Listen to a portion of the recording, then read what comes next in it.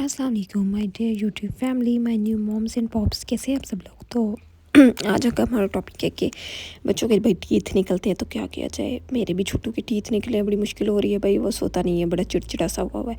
तो सबसे पहले नीचे वाले 2 टीथ निकलते हैं, लेकिन हमें पता कैसे चलेगा, क्या सिम्टम्स होते हैं कि टीथ जो है वो आने वाले हैं, छोटी छोटी दंदियाँ आने वाली हैं। तो इसके बारे में कुछ है सिम्टम्स जिनके बारे में बात करेंगे जी। सबसे पहले आप देखते हैं कि आपके ना बेबी के ना माउथ से काफ़ी ज़्यादा पानी आ रहा है, जैसे कहते हैं बड़े राले टपका रहे हो तुम। तो उसकी जो होती है वो बेबी के मुंह से ना बहुत ज़्यादा पानी आता है, उसके कपड़े मैक्सिमम गीले रहना स्टार्ट हो जाते हैं। सेकंड पे होता है कि आपके ना बेबी जो होता है ना मुंह में ना बहुत ज़्यादा हाथ डालना स्टार्ट कर देता है या चक्की मारना स्टार्ट कर देता है आपको, जैसे हम कहते हैं कि इन्हू चस पै इन्हें चक्कियाँ मारता फिरता होता है। थर्ड नंबर पे आप लोग नोट करेंगे कि उसके 24 घंटे उसका दिल करता है कोई ना कोई चीज़ जो है ना वो खाने को, मतलब ज़्यादातर वो अपना हाथ या अंगूठा मुंह में ही जो है देता रहता है।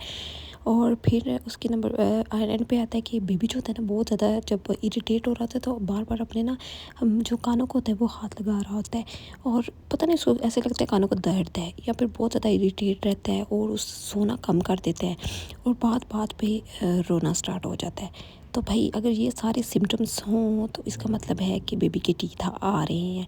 सबसे पहले नीचे वाले टीथ आते हैं। ये सारे सिम्टम्स इकट्ठे नहीं आ जाते, कुछ बेबीज़ में कुछ सिम्टम्स आते हैं, कुछ बेबी में कुछ सिम्टम्स आते हैं। तो सबसे पहले हमें क्या करना चाहिए कि बेबीज़ के ना टॉयज़ मिलते हैं टीथ के लिए जो होते हैं, तो आप अगर वो फ्रिज में रख के बेबी को देंगे तो उसको काफ़ी बेबी के गम्स को सुकून मिलता है। या फिर आप टॉवल ले लें, टॉवल को अच्छा सा मतलब ठंडे पानी में डुबो के सक करके फिर बेबी के ना गम्स पिलगाएं तो मसाज करें, उससे भी बड़ा आराम मिलता है। या भाई मेरी अम्मी तो कहते हैं कि इसका जो तालू होता है यानी सर पे जो एक हिस्सा होता है, प्रॉपर तालू पे तेल लगाया करो सर के ऊपर जो है, या फिर उसके कानों के पीछे तेल लगाओ, बड़ा सुकून आएगा बेबी को, और आराम से इसके दांत वगैरह जो है ना वो निकल आएंगे। और क्योंकि ये दांत निकलने का प्रोसेस बड़ा पेनफुल होता है और बच्चे बड़े तंग होते हैं, स्पेशली जो फर्स्ट टू टीथ होते हैं उनके लिए। फिर जी अगर आप पाकिस्तान में इंडिया में रहते हैं तो यहाँ पे जो होता है ना यूरोप में तो डॉक्टर्स जो होते हैं ड्रॉप्स देते हैं, तो पाकिस्तान में भी ड्रॉप्स देते हैं टीथ के लिए ताकि बच्चों के सुकून से दांत निकल सके। आई होप सो आज की वीडियो आपको मेरी पसंद आई होगी, आप इसे लाइक करेंगे, सब्सक्राइब करें, शेयर करेंगे। मिलते हैं नेक्स्ट वीडियो के साथ। Tata, bye bye.